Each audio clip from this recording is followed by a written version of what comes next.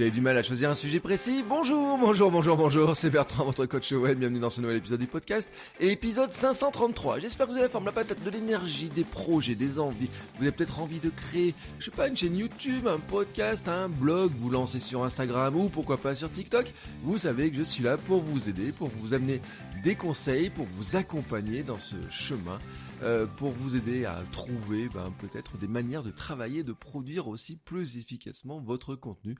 Et c'est tous les sujets que j'aborde dans votre coach web. Et vous savez aussi que vous retrouvez tous les épisodes sur le site. Vous faites votrecoachweb.com/ le numéro de l'épisode, aujourd'hui 533, et vous tomberez sur les notes de l'épisode dans lequel je vous donne toutes les informations complémentaires avec des liens vers les anciens épisodes qui parlent aussi de la même thématique. Et aujourd'hui, la thématique, c'est la fameuse niche dont tout le monde parle. Et je voulais vous faire un petit épisode un peu sur le sujet de la différence entre la thématique et la niche, pourquoi c'est important et pourquoi le choix doit se faire ou pas d'ailleurs. Est-ce que c'est un choix qui est obligatoire? On peut se poser la question, on peut remettre en cause cette question qui est de dire il faut absolument choisir une niche, J'ai fait plusieurs remises en cause de cette question-là, d'ailleurs, de dire est-ce qu'il faut se concentrer sur des niches thématiques, sur des niches d'âge, de personnes, etc. Ou est-ce que même on peut dire c'est impossible de s'enfermer dans une niche, on n'y arrive pas. Mais aujourd'hui quand même, je voulais vous dire à quel point la niche quand même elle va vous aider. C'est-à-dire que n'attendez pas dans cet épisode que je vous dise non mais c'est bon, la niche tu t'en fous, etc. Non, soyons clairs, elle peut vraiment vous aider. Hier, je vais vous donner un exemple, j'étais dans une librairie de Clermont, une grande librairie de Clermont, et je suis passé tranquillement, comme ça, je regardais. Alors, au début, je cherchais un bouquin, plutôt dans le domaine marketing, communication, c'est le domaine. Alors, ils ont tout réorganisé dans la librairie, je commence à aller à l'endroit où d'habitude je trouve le rayon habituel, vous savez, j'ai mes repères, et puis, il était plus là, à la place, ils avaient mis des cahiers, je dis bon, c'est pas là, donc je redescends les escaliers, je commence à repartir à la recherche, etc., et je tombe sur le rayon développement personnel. Et là, je suis frappé par la longueur du rayon avec le nombre de livres qui est impressionnant. Il y a des livres dans tous les sens. Alors, il y en a qui sont mis en avant, il y en a qui sont rangés sur la verticale, d'autres à l'horizontale parce qu'ils sont trop grands. Il y en a des jaunes, des bleus, des blancs, des rouges, à toutes les couleurs. Le rayon est vraiment très grand. Et quand vous êtes face à ce rayon, bien entendu, il faut arriver à se repérer. Et donc là, ils ont essayé de faire des divisions, de sous-diviser le rayon. Alors certains livres sont centrés sur la méditation, sur le mental, sur la psychologie, sur la parentalité positive, d'autres sur comment on va survivre à la quarantaine, à la cinquantaine, comment on prépare sa retraite, comment on devient parent pour la première fois, comment on va se lancer dans l'entrepreneuriat, même si dans ce rayon développement personnel, ils y sont pas trop. Il y a comment convaincre son chef, comment survivre au boulot, comment aller au boulot en étant content, comment quitter son boulot. Enfin, vous voyez, il y a tout un tas de sous-divisions dans lequel à chaque fois il y a plusieurs livres en fait. Et c'est ce que je voudrais vous amener à percevoir. C'est que si vous allez dans une librairie comme ça, avec une grande librairie avec autant de choix, et vous pouvez aller dans n'importe quel rayon, c'est qu'il y a des grandes thématiques et dedans il y a des divisions par des niches et que dans chaque niche, vous allez avoir 1, 2, 3, 4 ou 5 livres avec des gens qui vont arriver à se positionner sur cette niche en particulier parce que elle va répondre à un problème particulier que la thématique en elle-même ne peut pas couvrir vraiment. C'est-à-dire que si vous vouliez couvrir tous les sujets de la thématique, vous devriez faire de l'encyclopédie. Et c'est ce que je vous ai amené à comprendre dans cet exemple-là, en fait, c'est la différence entre la thématique et la niche, et pourquoi vous ne devez pas réfléchir en termes de thématique, qui est un sujet trop large, mais en termes de niche, qui est une toute petite fraction du sujet large. Ce qui est important de comprendre, c'est qu'il y a vraiment de nombreuses niches dans une même thématique et qu'en fait on peut creuser vraiment, alors je dis pas à l'infini parce que c'est pas vrai, parce qu'il y a un moment où vous allez tomber sur peut-être un cas où la niche elle ne sert peut-être à rien, peut-être que vous allez l'identifier quelque chose qui peut vous paraître être une niche et peut-être qui finalement il n'y a personne dedans, mais ça je reviendrai dessus. Mais ce que je voudrais vous dire là-dedans, c'est que si vous prenez une thématique qui peut être très large, il y a forcément à l'intérieur des sous-divisions qui font que vous allez devenir être beaucoup plus à l'aise si vous parlez sur la sous-division que plutôt d'essayer de parler sur le sens de la thématique très large. Je reviens sur le développement personnel. Il y a tellement de sous-parties que finalement, si vous vouliez parler du développement personnel dans son ensemble, si vous me dites aujourd'hui je fais un livre de développement personnel, vous allez être obligé de choisir une sous-thématique et vraiment aller dedans et dire finalement à qui je parle, comment je peux aider ces personnes-là, et dans ce cas-là, vous allez tomber forcément sur une niche. Et c'est valable pour tous les sujets. Je vais vous prendre un exemple, par exemple, disons, allez, la cuisine. La cuisine, bon, c'est une thématique très large. La cuisine française, pourrait me dire, bon, ça, est-ce que c'est une niche ? Bon, non, pour moi, ça reste une thématique. La pâtisserie reste une thématique. La cuisine végétarienne, on commence à rentrer dans la niche. La cuisine végétarienne pour les sportifs, là on est dans une vraie niche. La cuisine végétarienne pour les sportifs d'endurance, on est encore dans une autre niche. La cuisine végétarienne pour la musculation et pour être comment être vegan et prendre du muscle, là on est vraiment dans une niche. La pâtisserie saine pour perdre du poids, on est dans une niche. La pâtisserie saine pour prendre du muscle, on est dans une niche. Alors des fois les deux peuvent être liés, voilà. Mais en tout cas, on est dans des niches. Et ce qui est important de noter dedans, c'est qu'on est descendu. On est parti de quelque chose, la thématique était très large, on l'a divisé, puis on l'a encore divisé. Et là, vous allez me dire, mais finalement, est-ce que ça sert à grand chose de diviser autant que ça ? Est-ce que je vais avoir quelqu'un en face ? Ben oui, c'est-à-dire que vous allez avoir quelqu'un en face. Parce qu'il y a quelqu'un, oui, il y a du monde, dans ce monde, il y a forcément quelqu'un qui cherche, par exemple, si je reprends la cuisine végétarienne pour les sportifs d'endurance. Les sportifs d'endurance sont des coureurs, des gens comme ça. Il y en a qui veulent pas manger de viande, etc., qui veulent quand même courir des longues distances. Et on a des exemples de coureurs qui courent de l'ultra, qui courent des très longues distances, en ne mangeant que des fruits et des légumes. Et ça inspire d'autres personnes. Et donc là, vous allez avoir une niche qui va se créer, dans laquelle il va devenir beaucoup plus facile de communiquer. Parce que c'est ce que je voudrais vous amener à comprendre, en fait, c'est que ça devient très simple de communiquer, en tout cas beaucoup plus simple de communiquer, de donner de l'information, de créer du contenu sur le sujet, quand on sait à qui on va s'adresser, quand on sait vraiment, quand on balise de quel sujet on parle. Je peux vous prendre un autre exemple. Si je vous dis demain je veux faire un podcast sur la photo. Waouh! Un podcast sur la photo. Alors déjà, je vais vous dire, bon, c'est un sujet qui est vraiment très large. Bon, il y a de quoi parler de la photo pendant des heures et des heures. Mais à qui vous adressez ? Il y a des publics différents, photographe pro, le passionné avec beaucoup de matériel, le photographe débutant, le photographe avec l'iPhone. Est-ce que vous adressez à celui qui veut faire de la photo de portrait, de la photo de concert, de la photo de sport, de la photo de ses enfants ? À qui vous adressez vraiment ? Parce que si vous voulez vous adresser aux débutants, le passionné, il s'en moque. Le photographe pro, encore plus.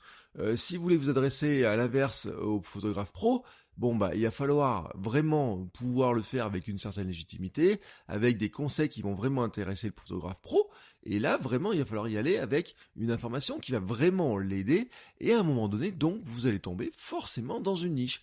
Alors, ça peut être une niche qui va être par la cible très précise que vous allez viser, ou alors une niche par le type de thématique, de sous-thématique et d'angle par lequel vous allez attaquer le sujet, et même par un croisement des deux, peut-être potentiellement. Par exemple, si on prend la photo, on pourrait trouver des niches, photos de ses enfants sans aucun matériel. Je veux prendre les photos de mon bébé à la naissance ou dans les premiers jours. C'est compliqué parce que les photos des enfants, de toute façon, ça pose pas. Dès qu'on veut les prendre en photo, ils se mettent à faire des grimaces, ils veulent pas qu'on les prenne en photo, etc. Donc c'est une thématique qui est même, une niche plutôt, qui est vraiment très très très précise, mais très intéressante, dans laquelle on peut faire beaucoup de choses. Qui aura un avantage en plus, c'est que si vous arrivez à faire de la photographie pour les enfants et que vous les prenez dès la naissance, si vous arrivez à parler comme ça des parents qui viennent d'avoir des enfants, cette question-là de prendre des photos de ses enfants va durer pendant très longtemps. C'est-à-dire que vous pourriez avoir dedans divisé en disant voici comment prendre des photos de son bébé à la naissance, quand il vient de naître dans les premiers jours, et puis ensuite dans les premières années, et puis ensuite quand il grandit, puis quand ils deviennent adolescents, les projets qu'on peut faire avec eux, comment on peut les initier à la photo. Enfin, vous voyez, je veux dire, vous pouvez même grandir avec votre public assez facilement. Mais vous pourriez imaginer d'autres niches. Photo uniquement au smartphone peut être une niche. La photo créative au smartphone peut être une niche, la photo culinaire au smartphone peut être une niche, faire de la photo pour Instagram peut être une niche, faire de la photo de mode pour Instagram avec des traitements, etc. est une niche qui existe et dans laquelle vous allez avoir beaucoup de monde, parce que c'est ce que je voudrais vous dire, c'est que finalement vous pouvez avoir énormément de monde dans une niche, tout simplement parce que la thématique est très très très très très très large, et donc ce n'est pas du tout impossible que vous soyez capable d'identifier une niche qui à l'origine vous semble minuscule, vous dites il n'y a pas grand monde, et que vous vous rendiez compte qu'en fait, en creusant un petit peu, vous ayez énormément de monde dessus. Faut-il absolument choisir une niche ? vraiment, je vous le dis, ça va vous faciliter la vie, hein. C'est plus facile de produire des contenus, c'est plus facile d'avoir des idées, c'est plus facile de savoir à qui vous allez vous adresser, la fameuse persona, vous savez, à qui je m'adresse, quel est son problème, qu'est-ce qui le tourmente, de quoi il a envie, comment il peut avancer, etc. Votre audience aussi a plus de chances de se ressembler. Je veux dire que les membres de votre audience, vos fans, vos futurs super fans, ont plus de chances de tous se ressembler que dire je parle de photos. Il y a tellement de publics différents dans la photo ou dans la cuisine qu'ils se ressembleront pas si vous les parlez à tous, alors que si vous parlez vraiment de photos de parents, à des parents qui veulent prendre des photos de leurs enfants avec leur smartphone ou en achetant leur premier appareil photo pour prendre des photos de leur bébé parce qu'ils veulent pas louper les photos, vous savez que tous, ils ont le même problème. Ils ont tous le même problème. Ils vont tous rencontrer exactement les mêmes problèmes. Donc, ils se ressemblent tous. Et donc, vous allez identifier beaucoup plus facilement ce qu'ils attendent. Vous allez réduire aussi le potentiel de personnes déçues, de gens qui arriveraient sur votre compte en pensant trouver certains contenus et qui, en fait, ils vont se rendre compte que vous parlez pas du tout de ce qu'ils s'attendaient, donc ou alors vous en parlez une fois sur toutes les 10 semaines, une fois tous les 3 mois, etc. Ça leur plaît. Ils disent, moi j'aime pas trop ce contenu-là, je préférais quand tu parles de ça, etc. Donc ils sont un petit peu déçus, ils sont un petit peu en dilettante, vous voyez ce que je veux dire, parce que ils vont dire ah oui, alors moi j'aime bien quand tu parles de ça, mais tout le reste ça m'intéresse pas. Et si vous essayez de couvrir tous les publics et toutes les sous-thématiques de votre thématique, vous allez un jour faire parler d'un sujet, un autre d'un sujet, un autre d'un sujet, un autre d'un sujet, etc. Et donc finalement, vous allez saupoudrer un petit peu. Et donc les gens, vous allez faire finalement j'ai envie de dire un petit peu du contenu un petit peu décevant, mais qui va finir par être décevant par tout le monde. Parce qu'à force de saupoudrer, finalement, qu'est-ce qui se passe ? On devient un petit peu généraliste, encyclopédique, mais un petit peu, on reste à la surface des choses en fait, hein. Au lieu d'aller en profondeur, d'explorer un peu plus vraiment la niche, on va rester vraiment sur les hauteurs de la thématique et on va finir finalement par peut-être essayer d'attirer peut-être des gens au global, hein, peut-être, c'est pas impossible, mais en tout cas, on va pas vraiment arriver à aider vraiment des gens parce que à force d'être très très très généraliste, les gens quand ils ont un vrai problème, ils vont finir par essayer de trouver quelqu'un d'autre qui va vraiment répondre à leurs questions. Et c'est ça qui est intéressant là-dedans. C'est que on se dit oui, mais choisir une niche, c'est renoncer. Et oui, c'est renoncer, et c'est un choix compliqué. Mais il faut se dire qu'on ne peut pas s'adresser à tout le monde. Notre mission qu'on se donne par nos contenus, parce que oui, on a une mission, soyons honnêtes, hein, quand on crée un contenu, on va se donner une mission. La mission, par exemple, c'est, si je reprends la photo pour les enfants, c'est d'arriver à aider d'autres parents à faire des photos de leurs enfants et des photos dont ils soient contents, dont ils soient fiers, qu'ils puissent imprimer, garder, et que dans 20 ans, ils pourront leurs enfants dire « Oh là là, les photos que tu as fait de moi quand j'étais bébé sont vraiment trop belles. » Vous voyez, ça, vous voyez si vous êtes parent, vous connaissez, vous voyez ce truc-là. Hein, vous dites, oh là, mes enfants grandissent tellement vite, j'adorerais tellement avoir des super belles photos de mes enfants, mais comment je peux faire, etc. Oh là là, il y a des positions pendant les vacances, ils ont fait des trucs, c'est trop génial. Et je l'ai dans ma tête, mais j'aurais bien voulu avoir une photo pour montrer aux grands-parents, pour garder pour plus tard, etc. Mais quand je regarde mes photos, elles sont toutes floues, ils bougent tout le temps, ils font toujours la grimace, alors que j'espère qu'ils fassent des poses, etc. Ou alors ça fait pas des photos très naturelles, etc. Ou alors elles sont pas belles. Enfin, vous voyez, ces questions-là. Et donc tout d'un coup, ça devient facile. Je veux dire que ça devient extrêmement facile. Surtout, si en fait vous êtes un parent qui est capable de monter sur son... Alors moi je suis contre la photo des enfants sur Instagram, etc. Vous voyez jamais une photo de ma fille sur Instagram, ni sur les réseaux sociaux, ni sur Internet en général. Donc je suis assez contre là-dedans. Mais si vraiment vous avez envie, si vous arrivez à montrer à d'autres personnes que vous faites des photos de vos enfants qui sont magnifiques, qui sont super belles, qui ont des belles couleurs, qui ont des poses rigolotes, etc. Il y a d'autres gens qui vont vous dire mais comment tu fais ? Tu peux m'expliquer comment tu fais ? Comment tu as fait cette photo-là, etc. Et vous pouvez regarder, vous avez des gens qui sont positionnés exactement dans ces niches parce que ils ont une histoire qui dit voilà, moi j'ai fait des photos avec mes enfants, voici les photos de Noël qu'on a fait, voici des idées pour les faire, etc. Et donc qui arrivent à le faire. Mais cette histoire-là qu'ils racontent en disant voilà, quand je suis je sais pas, mais imaginons une maman par exemple qui peut dire voilà, quand je suis tombée enceinte, j'ai voulu immortaliser d'abord mon ventre qui grossissait, des photos de ma grossesse, et puis ensuite les premiers jours de mon fils, de ma fille, j'ai voulu immortaliser ces choses-là, etc. Cette histoire-là, elle va parler à des parents, mais elle va pas parler à d'autres personnes dont les enfants sont maintenant très grands. Elles vont pas parler à des personnes qui n'ont pas d'enfants, elles vont pas parler à des professionnels pour qui peut-être eux ils font des photos d'enfants, mais des photos d'enfants de clients, c'est-à-dire des gens qui viennent poser, vous savez, les portraits de famille, ils viennent à trois, les photos de grossesse, des choses comme ça leur parlera pas. Donc c'est pour ça que la niche, hein, vraiment la niche, elle est beaucoup plus intéressante que la thématique en tant que telle, parce que elle vous permet en fait de centrer vraiment vos contenus beaucoup plus facilement sur un public que vous allez pouvoir identifier beaucoup plus facilement, sur des questions que vous allez pouvoir identifier beaucoup plus facilement, et là ça devient vraiment beaucoup plus simple d'imaginer vos contenus. J'ai eu en coaching il y a quelques semaines maintenant quelqu'un qui me disait oui, je m'adressais aux commerçants. Et ce qu'on disait, on disait oui, mais les commerçants, c'est quand même très large. C'est-à-dire que vous avez les grands commerçants, les petits commerçants, les commerçants franchisés, les commerçants d'alimentaire, restaurateurs, etc. Vous avez les commerçants dans des grands centres commerciaux, les commerçants dans des petites villes. Je veux dire que le vendeur de chaussures dans un petit village n'est pas du tout le même que le vendeur de chaussures qui est franchisé dans les grandes rues parisiennes, dans un grand centre commercial, etc.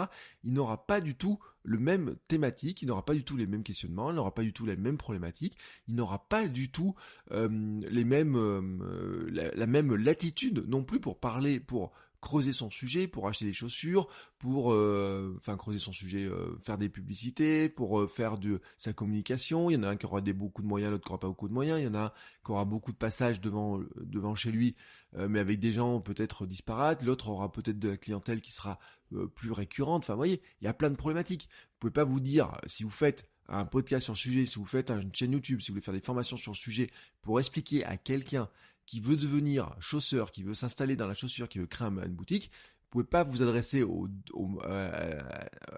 à toutes les personnes de la même manière, tout simplement parce que ils auront pas les mêmes problématiques. Je le redis, celui qui s'installe franchisé dans un grand centre commercial et celui qui s'installe indépendant dans un petit village n'a pas du tout les mêmes problématiques. Et en fait, en aidant l'un, vous allez un petit peu exclure l'autre. Et c'est ça la niche. Alors vous allez me dire, oui, mais finalement, est-ce que je me prive pas d'une grande audience? Est-ce que je me prive pas d'une plus grande audience? Oui, probablement vous pouvez vous priver d'une grande audience. Mais en fait, il y a deux trucs à regarder. On pourrait reparler de la théorie des 1000 vrais fans, etc. On pourrait même dire que des fois, on pourrait même descendre à 100 fans. Si vous avez 100 vrais fans qui achètent à peu près tout ce que vous faites, qui cliquent sur tous les liens, qui vous font du Tipeee, Patreon, des choses comme ça, s'ils donnent suffisamment, mathématiquement, quand on fait le calcul, il faut pas qu'ils donnent tant que ça pour que vous arriviez à avoir un bout de revenu complémentaire et même un revenu tout court. Bon, ça c'est une chose. L'autre chose aussi, c'est de se dire que si on part en étant trop généraliste, souvent en fait on va être tellement généraliste qu'on n'arrive pas à grossir finalement, on n'arrive pas à toucher toutes les personnes qui nous intéressent, on n'arrive même pas à parler aux personnes qui nous intéresseraient vraiment, et les personnes qui sont dans la thématique, c'est compliqué parce que souvent il y a déjà beaucoup de gens qui sont déjà installés, c'est-à-dire qu'il y a déjà beaucoup de monde qui sont installés, et en fait ce qu'on appellerait les leaders de la thématique, on n'est plus dans l'internet débutant, c'est-à-dire que il y a 20 ans vous pouviez créer un site sur n'importe quelle thématique, vous aviez une chance d'être premier. Maintenant, il n'existe quasiment aucune thématique, mais vraiment aucune thématique dans laquelle vous avez une chance d'être premier, parce que même une thématique qui est naissante, quand vous regardez, vous vous rendez compte qu'il y a toujours quelqu'un. Par exemple, il y a eu beaucoup de gens, quand le Bitcoin s'est mis à flamber, qui se sont dit « Ouais, je vais créer un podcast sur le Bitcoin ». Mais en fait, même en créant un podcast sur le Bitcoin, ils n'étaient pas les premiers à créer du contenu sur le Bitcoin. Ils n'étaient pas les premiers à créer du contenu sur ces monnaies qui sont calculées, etc. Donc, à ce moment-là, déjà, il y avait déjà du monde en face. Mais par contre, il y avait dedans, potentiellement, peut-être, des moyens d'y rentrer. C'est-à-dire qu'il y a des gens qui sont rentrés sur présenter le Bitcoin d'une manière généraliste. Il y a des gens qui sont rentrés sur comment acheter du Bitcoin et le revendre et gagner de l'argent, trader de Bitcoin. Et puis il y a des gens qui sont rentrés dans le secteur en disant comment créer ça chez soi, comment se mettre à miner du Bitcoin sans se ruiner, comment on peut gagner de l'argent, est-ce qu'on peut choisir d'autres monnaies, etc. Et comment on peut se faire un revenu complémentaire en créant chez soi une petite usine à Bitcoin et à monnaie comme ça calculée. Voilà, potentiellement, vous voyez. Et là, on rentre dans une problématique qui est totalement différente entre ceux qui ne veulent pas entendre parler de la technique et qui veulent juste devenir trader de Bitcoin, et ceux qui voulaient miner du Bitcoin en mettant leur propre système, en trouvant des systèmes pour mettre l'ordinateur à un bon endroit, pour le refroidir, pour mettre plusieurs ordinateurs. Enfin, vous voyez, tout un tas de systèmes comme ça pour choisir vraiment les bonnes monnaies et autres. On a des thématiques, on a une thématique qui est divisée en plusieurs morceaux.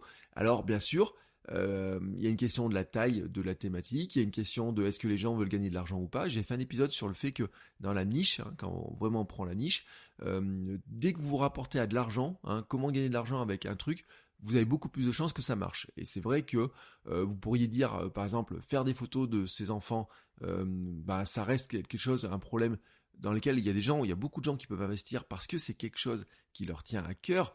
Mais vous pourriez vous dire, devenir influenceur sur Instagram en faisant des photos de ses enfants, et donc comment gagner de l'argent en devenant influenceur avec les photos de ses enfants, vous avez quand même plus de gens qui sont capables d'investir dans cette sous-niche-là, dans ces questions-là, parce que vous allez leur faire miroiter que s'ils sont capables de faire des belles photos de leurs enfants, avec des produits, contacter des marques, avoir un compte Instagram qui grossit, ils seront peut-être capables de gagner de l'argent. Et là, tout d'un coup, comme vous leur faites miroiter un gain d'argent, vous leur faites aussi, vous facilitez l'achat, parce que vous dites, oh, ça va se rembourser de toute façon.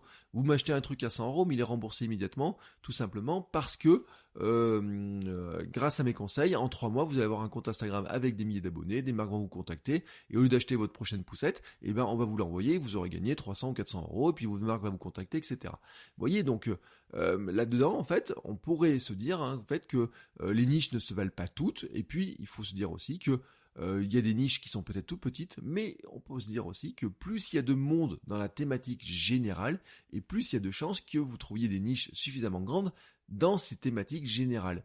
Parce que c'est l'une des règles importantes, en fait, c'est de se dire que plus la thématique est grande, et plus on a besoin de la diviser, et donc plus on arrivera à la diviser en niches, et dans ces niches, il y aura du monde. Alors maintenant, à ce stade, il va se poser une question de comment on va faire. Alors comment faire ? On va vous donner un petit plan simple qui va tenir en 3 étapes. 3 étapes très simples. La première, c'est de partir de vous. Quel est le sujet qui vous passionne suffisamment pour en parler, pour créer du contenu dessus ? Bon, ça, j'en ai parlé suffisamment, je ne vais pas revenir dessus, vous avez bien compris la logique. Quelle est votre histoire avec ce sujet ? Pourquoi ? Je reprends la mère de famille qui explique comment elle a commencé à faire des photos de ses enfants, comment elle a trouvé des méthodes pour arriver à faire des belles photos, etc.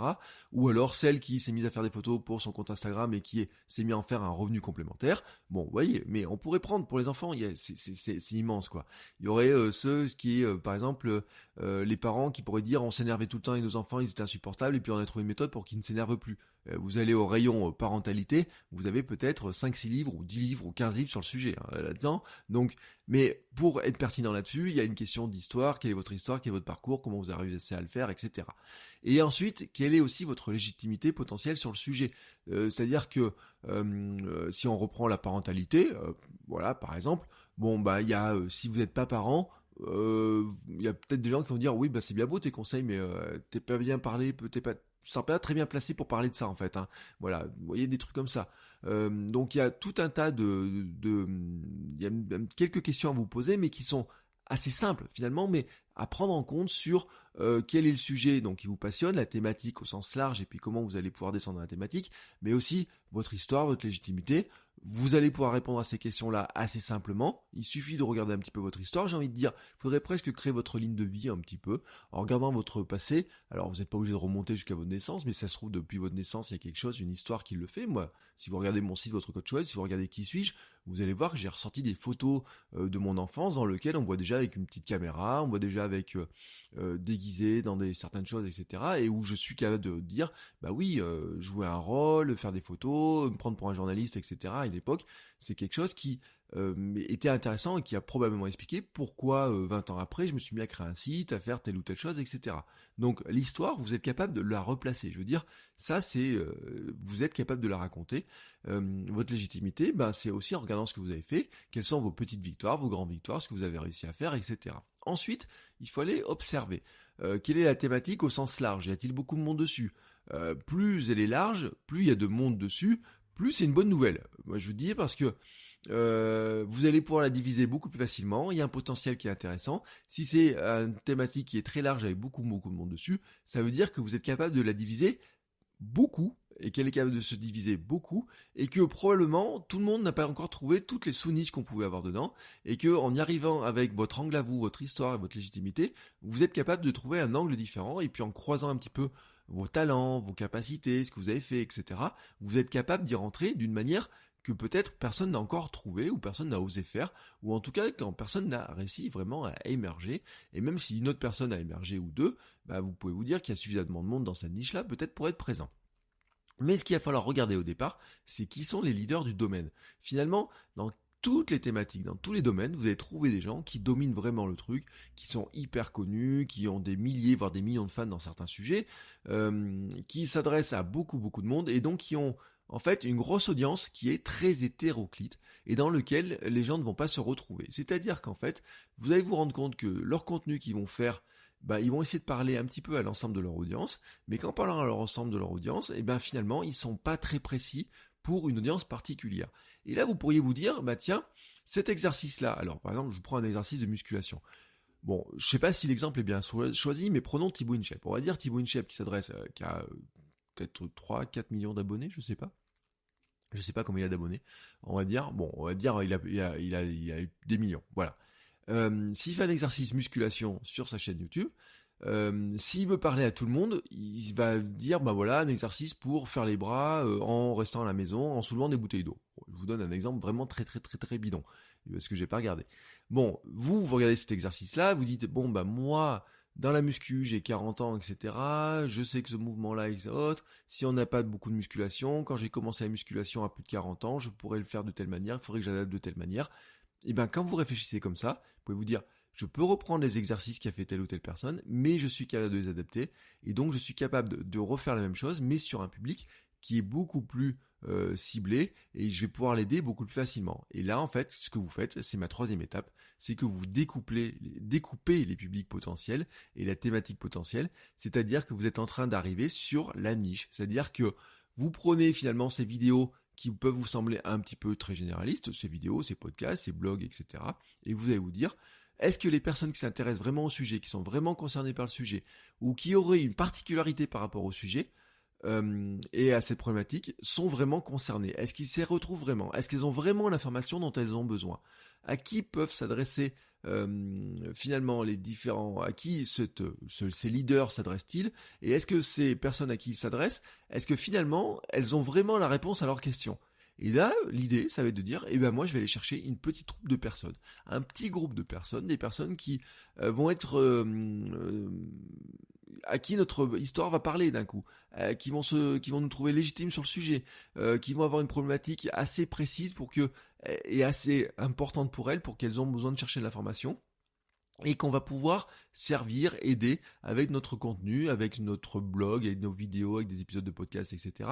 C'est-à-dire qu'en fait, on pourrait se dire qu'on pourrait créer du contenu dans certaines niches en regardant ce que font les leaders sur la thématique très générale et en se disant, tiens, moi ce qu'ils font là pour un public généraliste, ou ce qu'ils font là pour d'autres personnes d'ailleurs, ou même pour une autre niche, je suis capable de le faire pour ma niche à moi. Ce que je voudrais vous dire par exemple, c'est que si je reprends le cas de la musculation, vous allez trouver des gens qui font des vidéos de musculation pour des adolescents. Mais vous n'êtes pas adolescent, mais vous voulez quand même faire des vidéos de musculation et vous avez 50 ans. Et vous vous lancez dans la musculation. Vous pouvez très bien dire, je vais faire des vidéos pour des gens qui débutent la musculation à 50 ans, et donc il y a des problématiques qui sont différentes, mais l'exercice, tiens, ils ont parlé de tel exercice pour faire les bras. Moi, comment je vais faire l'exercice pour faire les bras pour des personnes qui ont 50 ans, qui n'ont pas de muscles, etc., qui n'ont peut-être pas le même matériel, qui n'ont même pas le même profil, parce qu'un gamin de 18 ans, il va se dire, moi je fais de la muscu pour être, j'ai envie d'avoir un corps, etc., pour aller draguer, pour faire ma carrière, pour faire un compte Instagram, parce que je me vois devenir prof de muscu, etc. Quelqu'un à 50 ans, il aura une vision en disant, moi je veux m'entretenir. Donc oui, vous aurez avoir une vision différente, etc. Mais en tout cas, les idées que ont les autres dans la thématique peuvent vous servir dans votre niche à vous pour avoir plein d'autres idées, etc. que vous pouvez adapter, et en disant, attention même, vous pouvez vous dire, attention, tous les conseils que vous allez lire dans la musculation qui s'adressent à des gamins de 18 ans ne marcheront pas pour vous, parce que à 50 ans, si vous faites un programme de prise de masse en mangeant beaucoup de sucre, etc., vous allez prendre beaucoup de gras, vous ne le perdrez jamais parce que votre corps n'est pas capable de faire partir le gras. Vous voyez, je veux dire, vous pouvez même aller en disant, attention, tous les conseils qui sont donnés pour des gens qui ont tel ou tel profil ne s'adressent pas du tout à votre profil à vous, parce que votre profil à vous et qui est mon profil aussi à moi, on sait qu'on fonctionne pas tout à fait de la même manière parce que notre corps est différent. Vous voyez, je veux dire, ça devient facile comme ça. Ça devient extrêmement facile, tout simplement parce que vous avez une bonne connaissance déjà de vous, vous avez une bonne connaissance du sujet, vous l'avez vu pour vous, ce que vous êtes capable de faire, votre histoire, votre légitimité, vous avez observé un petit peu ce qui se passe, et vous avez trouvé que finalement, il y avait des gens qui ont des problématiques qui ressemblent à celles que vous avez rencontrées, mais qui n'ont pas franchement de personnes à qui parler. Et en fait, il y a même un truc qui est vrai, c'est que vous vous rendez compte peut-être, quand vous regardez des vidéos, des podcasts, des blogs sur la thématique, sur le sujet qui vous intéresse, vous dites, mais finalement, je ne trouve jamais vraiment le contenu qui m'intéresse. Et si je me mettais moi à le créer, et c'est là, vous pouvez vous dire, eh ben tiens, je peux créer du contenu comme ça, y compris d'ailleurs en commençant simplement par documenter ce que vous faites, documenter votre parcours et comment vous l'avez fait. Et pour finir cet épisode, je vais vous donner vraiment mon exemple du mien, vraiment le mien, sur le cas de Kilomètre 42, qui est mon podcast sur le running. Si on prenait vraiment un petit peu le cas, on va dire, le point de départ, c'est la course à pied, c'est la thématique. Thématique course à pied. Waouh! Elle est large, hein, la thématique course à pied. Vous avez des dizaines et des dizaines de coureurs différents, des milliers de types des centaines de types de coureurs différents, j'ai envie de dire. Mais mon histoire à moi, c'est quoi? C'est que j'ai commencé à courir à 40 ans, que j'étais, on va dire, dans le stade obésité, hein, quand on regarde un petit peu les courbes, que je suis devenu marathonien, alors que ça me semblait totalement impossible, que j'ai perdu 27 kilos, ce qui me semblait même impossible non plus à une époque, que je suis en bien plus grande forme qu'avant et que j'ai beaucoup plus d'énergie, ce qui me semblait improbable, puisque je n'imaginais pas que, en devenant marathonien et qu'en perdant du poids, j'allais tout d'un coup retrouver en fait la vitalité de mes années j'allais dire de ma vingtaine. À 40 ans, je me trouve beaucoup plus en forme qu'à 30 ans, et peut-être même je suis plus en forme que quand j'avais 25 ans, sans m'en rendre compte, même si bien entendu, il y a des facteurs, hein, comme le sommeil, etc., qui sont un petit peu différents, puisqu'il y a des trucs qu'on peut faire à 20 ans, qu'on ne peut pas faire à 40 ans au niveau du sommeil, on n'a pas tout le même fatigue.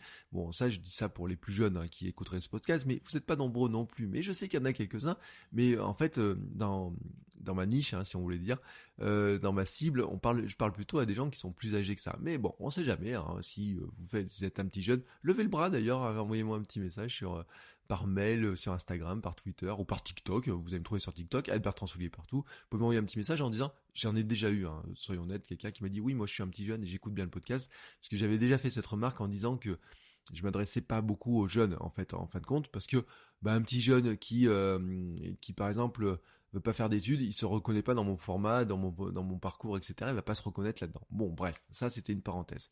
Donc ça c'est mon histoire.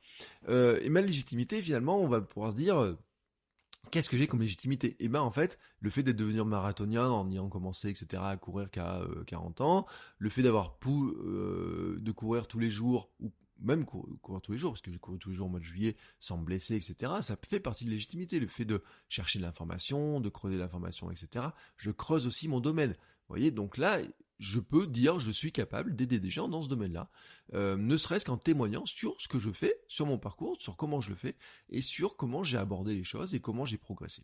Ensuite, on peut observer, c'est-à-dire que si j'observe la thématique au sens large, il y a beaucoup de monde sur la thématique, et c'est normal, parce qu'il y a beaucoup de gens qui courent. Même si, alors à une époque, le running était quelque chose qui n'existait pas en dehors des clubs et des pistes, le running s'est développé, beaucoup développé, il y a de plus en plus de gens qui courent, et en fait, dedans, il y a plein de profils différents. Il y a beaucoup de gens, par exemple, alors il y a des gens qui sont entraîneurs, il y a des gens qui sont des profs de PS, il y a des gens qui sont des passionnés, il y a des gens qui sont des passionnés de très haut niveau, il y a des gens qui sont des anciens athlètes, il y a des athlètes, hein, qui vont faire du contenu. Ouais, il y a beaucoup de monde, vous voyez, qui pourrait faire du contenu et qui a déjà ouvert des chaînes YouTube, qui ont déjà fait, certains ont fait des podcasts, certains ont fait des billets de blog. Si on peut regarder à l'échelle mondiale un petit peu, si on regardait les USA, etc., on trouverait des dizaines de podcasts probablement, des dizaines de chaînes YouTube. Et si on prend sur la France, sur la francophonie, c'est pareil, hein, il y a beaucoup de chaînes YouTube avec certains des conseils qui vont s'adresser à des publics très différents. Et on va dire, si on prend la thématique de course à pied, running au sens large, il y a ceux qui courent depuis toujours, il y a ceux qui peuvent gagner des courses, il y a ceux qui veulent gagner des courses, il y a ceux qui font du trail, ceux qui font de la route, il y a ceux qui veulent faire des longues distances, il y a ceux qui veulent faire des courtes distances, il y a ceux qui veulent courir avec leurs enfants, il y a ceux qui veulent courir avec leurs chiens, il y a ceux qui veulent courir, j'ai envie de dire, même... On pourrait sous-diviser, par exemple, il y a ceux qui feraient du triathlon, du swimrun, des choses comme ça, vous voyez. Il y a ceux qui débutent, ceux qui courent avec objectif, ceux qui courent sans objectif, il y a les jeunes qui ne vivent que pour la course et veulent faire carrière, il y a ceux qui veulent juste s'entretenir, il y a ceux qui veulent juste aller courir le dimanche, en passant du beau temps, mais quand même qui voudraient de temps en temps faire une petite course. Vous voyez, il y a plein de publics différents, en fait, il y a différents publics, et c'est là que ça offre des niches, en fait. Parce que, là-dedans, on peut se dire, tiens, à qui je suis capable de m'adresser? Comment je peux découper finalement cette thématique très large, comment je suis capable de la découper? Et c'est là où on va faire du découpage. Pour qui je suis légitime, par exemple? Est-ce que je suis légitime pour ceux qui courent le marathon en moins de 3 heures ou en 2h30? Très clairement non. Est-ce que je suis légitime pour ceux qui courent depuis des années, qui pèsent 40 kilos tout mouillé, enfin j'exagère, mais qui n'ont jamais eu de problème de poids, qui ont toujours couru dans leur vie, qui ont fait de la compétition de haut niveau, etc. Et j'en vois, ou qui ont fait de la compétition à bon niveau, qui continuent à courir, qui font des très bons temps, etc. Très clairement non. Je pourrais dire même je suis pas légitime pour ceux qui courent depuis des années en club, je suis pas légitime pour des entraîneurs de course à pied, là je suis pas légitime. Est-ce que mon histoire parle aux jeunes qui courent depuis toujours, enfin ou vous voyez qui courent en club, qui ont commencé jeunes, etc. Non.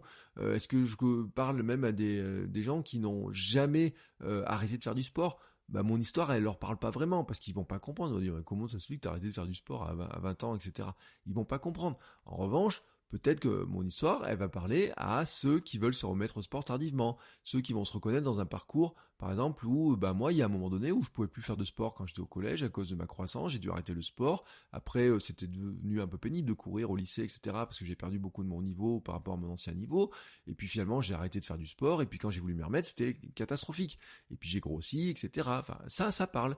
Mon histoire va aussi parler à ceux qui n'ont pas que ça dans la vie, qui doivent mixer travail, enfant, repos, qui doivent trouver des petits moments pour aller courir. Par exemple, ça va leur parler le fait que de dire il y a des matins, des dimanches matins, je vais courir à 5h du matin. Et vous pouvez dire mais il n'y a pas grand monde qui fait ça.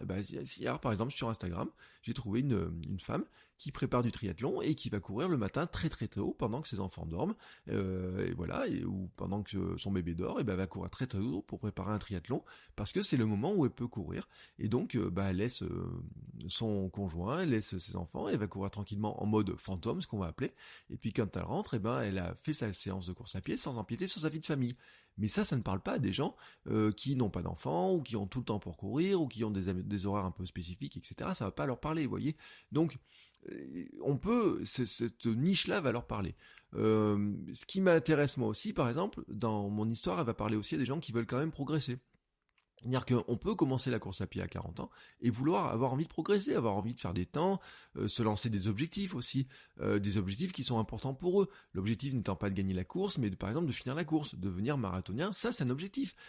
Arriver à courir, commencer à courir une demi-heure, pouvoir courir une demi-heure, c'est un objectif qui, pour certains, semble insurmontable. Arriver à courir une heure semble insurmontable, et pourtant ils ont envie de le faire. Et ça leur tient à cœur, et ils veulent se prouver qu'ils sont capables de le faire. Et oui, mon histoire va leur parler à eux. Ceux qui veulent faire des efforts pour y arriver, vont se donner des moyens de le faire, etc. Oui, mon histoire peut leur parler, je suis légitime pour les aider à le faire. Et donc là, vous voyez, on va rentrer dans une niche, et dans une niche, qu'est-ce qui s'est passé? J'ai positionné mon podcast Kilomètre 42, qui est venu se positionner, alors là j'ai envie de dire, et on va démystifier un truc, c'est qu'il est venu se positionner naturellement. C'est-à-dire que moi je suis parti, la réflexion c'est de me dire, voilà, moi j'ai envie de créer, je vais me lancer dans un marathon, je vais me lancer dans un projet de courir un marathon, je vais documenter cette aventure de courir un marathon, de voir comment je prépare ça, et donc, quelque part, je me suis un petit peu positionné naturellement dans la niche par mon histoire, par mon parcours, et par le fait de documenter ce que je fais. C'est-à-dire que j'ai pas dit, l'analyse là que je viens de vous la faire, je l'ai pas faite vraiment maintenant, je la fais un peu a posteriori, et c'est pour ça que je peux vous dire que vous pouvez aussi vous dire, si vous voulez choisir une niche, vous pouvez prendre le schéma que je viens de faire, mais vous pouvez très bien vous dire aussi que la niche va s'imposer à vous aussi par un autre moyen, c'est-à-dire que vous pouvez partir d'un principe qui est assez simple, c'est de dire, je commence à parler du sujet, de ce que je fais au quotidien, je documente mon sujet au quotidien, je regarde un petit peu la thématique, je regarde les leaders, j'essaye de m'en éloigner, j'essaye d'aller dans une thématique où il y a moins de monde, donc dans une sous-thématique, et donc par défaut par une niche. Et en fait, dans cette niche-là, je vais tenter avec de certains contenus, je vais documenter ce que je fais, etc. Et petit à petit, je vais attirer des gens qui me ressemblent. Et donc, je vais finalement arriver à me positionner dans une niche qui devient totalement naturelle pour moi. Et là, on va viser quelque chose qui est l'alignement. C'est-à-dire que vous allez être totalement aligné avec la thématique, la niche dont vous parlez, vraiment, parce que vous en parlez, la manière dont vous le vivez, vous documentez ce que vous faites, donc vous faites quelque chose, vous le documentez, vous allez attirer des gens qui vous ressemblent, et donc qui vont se reconnaître dans ce que vous faites, et donc tout d'un coup, les choses vont devenir beaucoup plus naturelles. Et là, j'ai envie de vous dire, quand vous arrivez à ça, ça devient beaucoup plus facile, et c'est pour ça que vous allez vous rendre compte que finalement au départ vous dites oui mais moi j'ai pas trop envie de m'enfermer dans une niche, et que finalement vous arrivez à un stade où finalement vous vous rendez compte que vous êtes beaucoup plus à l'aise dans la niche, tout simplement parce que ça devient beaucoup plus facile pour vous de créer du contenu, d'imaginer du contenu, de savoir à qui vous parlez, et que surtout, vous allez pouvoir échanger avec des gens qui vous ressemblent et que vous allez vraiment pouvoir aider, et que vous allez vraiment pouvoir inspirer, avec lesquels vous allez vraiment avoir des terrains d'échange, et ça va devenir beaucoup plus simple aussi, et puis vous allez éviter aussi tout un tas de personnes, les trolls, les personnes qui ne se reconnaissent pas dedans. En fait, ils vont dire, au bout d'un moment, alors il y a bien toujours un ou deux qui vont venir mettre un petit peu leur patte dedans, hein. Ça arrive, mais au bout d'un moment, ils vont se rendre compte tout simplement que c'est pas fait pour eux, et donc au lieu de perdre du temps, ils vont finir par s'en aller, et donc vous allez finalement rester dans une petite poche de gens, on pourrait dire, un petit groupe de personnes qui va représenter quelques dizaines, centaines de personnes, hein. Vous n'avez pas besoin, vous n'allez pas avoir, peut-être vous n'aurez pas des milliers, mais vous aurez peut-être suffisamment de monde en tout cas pour avoir un petit bout de communauté, pour avoir des fans, des super fans, et allez savoir ce que vous pouvez faire à partir de ça, construire à partir de ça, et peut-être, après, plus tard, vous pourrez réélargir dans un autre sens, parce que c'est ce qu'on se rend compte, en fait, c'est que des fois, on va dans une niche qui est très précise, et puis petit à petit, la niche, elle va pouvoir s'élargir, ne serait-ce que parce que le parcours que vous faites, les progrès que vous faites, l'accompagnement des gens, élargissent petit à petit la niche. Ça veut pas dire que vous oubliez le point de départ de la niche et le parcours que vous avez eu, c'est juste que vous êtes capable de l'élargir un petit peu, et aller petit à petit aussi vers d'autres bouts de thématiques, hein. On pourrait dire par exemple, si je reprends mon exemple de départ sur la cuisine végétarienne, au départ vous pouvez partir sur la cuisine végétarienne pour l'endurance, et puis petit à petit vous pouvez dire tiens, je peux aussi aller sur la cuisine végétarienne pour ceux qui veulent prendre du muscle, parce que finalement il y a des logiques et des choses comme ça que je suis capable d'étudier, ou alors parce que par mon parcours, après avoir fait de l'endurance pour perdre du poids, maintenant j'ai envie de prendre du muscle, etc. Et donc je peux aussi aller sur un autre bout de la thématique, à un autre bout de cette petite niche. Voilà, c'était ma vision à moi de cette question qui est très très très très importante, sur laquelle vous avez beaucoup d'avis. Il y a des gens qui vont vous dire non mais attention, il faut surtout pas partir sans niche, etc. Et puis il y a des gens qui vont dire arrête de te nicher, ça va t'enfermer, etc. Moi je vous dis vraiment, je pense que ça vous aide d'être dans une niche, mais que cette niche en fait elle va s'imposer à vous petit à petit. Je vous ai donné ce schéma là, de regarder un petit peu ce qui se fait, de regarder un petit peu les leaders, de regarder qui vous êtes, et de regarder comment vous pouvez découper les publics potentiels et les problématiques potentielles pour arriver à vous placer pile à l'endroit où vous vous sentez aligné avec les choses. Mais vous allez voir aussi qu'elle va s'imposer, et que pour s'imposer, il faut commencer à créer du contenu. Et c'est ce que je vous dis dans tous les épisodes du podcast. Commencez à créer du contenu. C'est en commençant à créer, c'est en commençant à documenter ce que vous faites, que vous allez aussi avoir cette réflexion, que vous allez arriver aussi à vous positionner là-dessus. Voilà, c'était tout pour cet épisode d'aujourd'hui. Je vous rappelle maintenant, allez, en guise de conclusion, puisque vous êtes encore là, que vous pouvez soutenir le podcast par Patreon et par Tipeee, parce que l'autre jour j'ai oublié de parler de Tipeee, donc Patreon et Tipeee, vous pouvez soutenir le podcast à partir de 1€ par mois. Vous pouvez donner 1€ ou plus. Ça vous donne droit en fait à un épisode supplémentaire. Tous les lundis, je vous donne les coulisses, je vous explique les coulisses, je vous donne des astuces complémentaires. Je vous donne aussi des réductions d'ailleurs aussi sur la deuxième partie, c'est-à-dire tout ce qui est formation et coaching, parce que j'ai tout un programme de formation et de coaching pour vous accompagner. Alors le coaching, c'est du sur-mesure, on discute ensemble, on parle, on échange, je regarde comment on peut s'aider, puis je vous donne même des devoirs à faire. Et les formations, bien sûr, c'est vous apprenez à votre rythme. Par exemple, en ce moment, je suis en train de sortir une formation sur le mind mapping, c'est comment le mind mapping vous aide à créer du contenu. Par exemple, cet épisode, en fait, devant mes yeux, j'ai aucun texte écrit, j'ai juste une carte, une mind map. J'avais d'ailleurs envoyé dans mes mails la semaine dernière, faites votrecoachweb.com/email, et dans lequel je vous donne les nouvelles de ça, je partage un peu les coulisses, je vous donne un petit peu mes astuces complémentaires. Il y a beaucoup de conseils que je ne peux pas donner dans le podcast parce que ça peut être compliqué, ou parce que des fois les sujets évoluent un petit peu, donc des fois je reviens sur des anciens sujets. Mais en tout cas, il y a du contenu exclusif c'est pas du contenu rabâché du podcast, c'est pas de ce que je redis sur YouTube, etc. C'est vraiment du contenu exclusif dans les mails, plus des liens pour bénéficier des offres spéciales, etc. Et notamment, par exemple, sur les nouvelles formations quand elles sortent. Donc vous faites votrecoachweb.com/email si vous voulez vous abonner aux emails, et à partir de là, je vous envoie un petit mail de bienvenue, et puis vous avez après tous les jours, ou presque, c'est presque tous les jours, un petit mail avec des astuces, des compléments, et c'est ce qui permet aussi de garder le lien toute la semaine pour vous aider au fil des jours à créer du meilleur contenu, à devenir un meilleur créateur de contenu, à arriver à imposer votre marque, à créer votre marque personnelle, à documenter ce que vous faites et arriver aussi à créer une audience et à attirer des revenus, que ce soit un revenu complémentaire ou que ce soit votre revenu principal si vous avez envie de changer de vie, si vous avez envie de tout claquer, de partir peut-être, alors je vous dis pas partir à l'autre bout du monde, mais peut-être changer de vie, dire adieu à votre patron et en essayant de créer du contenu en travaillant pour vous, et ben c'est moi le parcours que j'ai commencé à faire, c'est ce que là-dessus je travaille et vous savez, ça peut évoluer, ça évolue sur plein de choses parce que je vous ai parlé de Kilomètre 42, mon podcast, mais mon projet actuellement, j'en parle beaucoup dans Kilomètre 42, c'est aussi d'arriver à vivre du sport et ça c'est ce que je documente aussi au quotidien et c'est ce que je documente à la fois à travers votre coach web et à travers Kilomètre 42. Voilà, c'est tout pour aujourd'hui. Je vous souhaite à tous une très belle journée. N'hésitez pas si vous avez des questions, si vous avez des interrogations, s'il y a un point dans lequel vous voulez plus de détails, si vous voulez avoir mon avis sur un sujet. Vous pouvez me dire aussi où vous écoutez le podcast. Vous n'hésitez pas à faire une petite dédicace, par exemple sur... Vous pouvez faire une petite mention, votre coach web ou @Bertrand Soulier dans vos stories sur Instagram, ça fera toujours plaisir. Et ça permet aussi d'aider le podcast à être découvert. C'est comme les notes 5 étoiles sur Apple Podcast. C'est peut-être même plus efficace que les notes 5 étoiles sur Apple Podcast. On va arrêter de demander des notes 5 étoiles sur Apple Podcast. Voilà, vous pouvez le faire. Mais une petite dédicace aussi sur Instagram et sur Twitter, et ben c'est aussi un très bon coup de pub parce que ça aide les podcasts à se faire découvrir d'une manière un petit peu différente. Allez, sur ce, je vous souhaite tous une belle fin de semaine et on se retrouve la semaine prochaine.